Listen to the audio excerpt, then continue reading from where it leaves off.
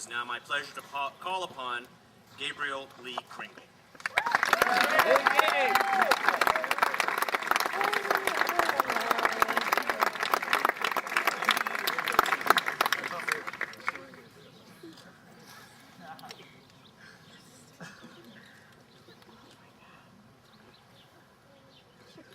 Good morning.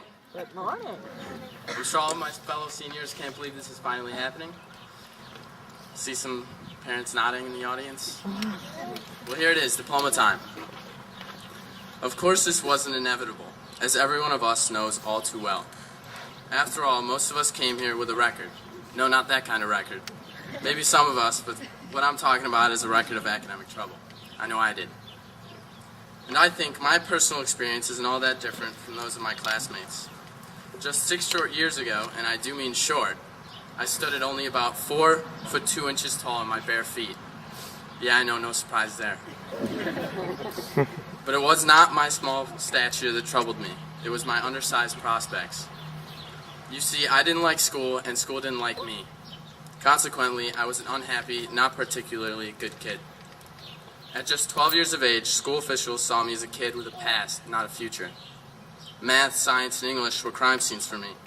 In fact, there should have been yellow police tape permanently encircling all of my classes. So what changed?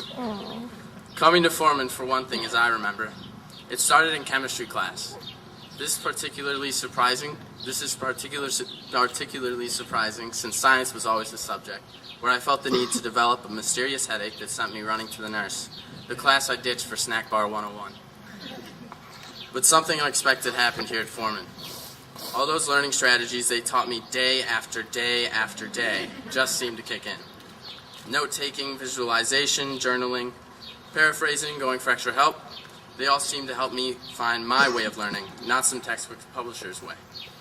The periodic table, ionic compounds, solubility and solubility curves. I got it. I finally got it. But it didn't stop in chem lab. Macbeth and his crazy wife suddenly made sense. Now I understood Gatsby's obsession, the terrible consequences of the Treaty of Versailles and quadratic equations. Suddenly these weren't things the so-called smart kids talked about on the beach during summer vacation that I didn't understand. Now for the first time I finally felt smart. As I said, I think all of us have a similar story. Of course, we could not have come this far without the love and support of our patient, well, sometimes impatient families, the people who knew us best and believed in us long before we believed in ourselves. What we, the class of 2009, have also learned firsthand is that any kid can be an achiever in school. And this is the lesson that can change the world. We were lucky we could afford to come to Forman.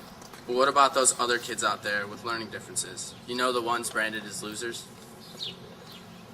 We know they too must be reached, for no 7-year-old should draw the short straw when it comes to making the most of one's God-given talents.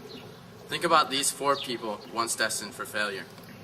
One was spanked by his teachers for bad grades and having a poor attitude. He dropped out of school at 10.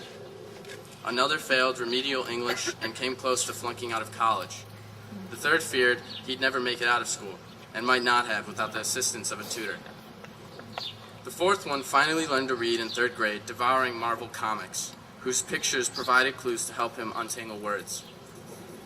These 4 are respectively entrepreneur and billionaire Richard Branson of Virgin Airlines, famous money manager Charles Schwab, Cisco Systems executive John Chambers, and international super lawyer David Boyce.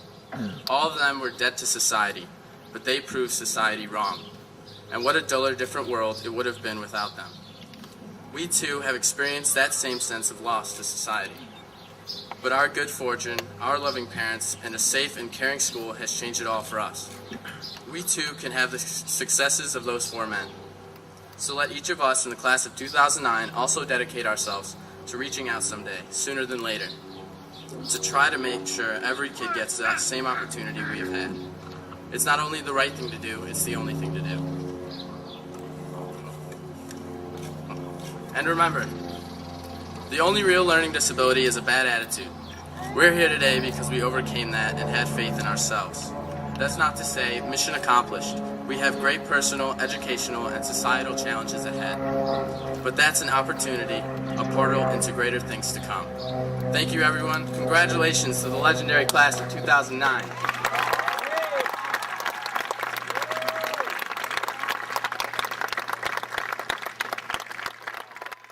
tell me something real. How was the game for you today?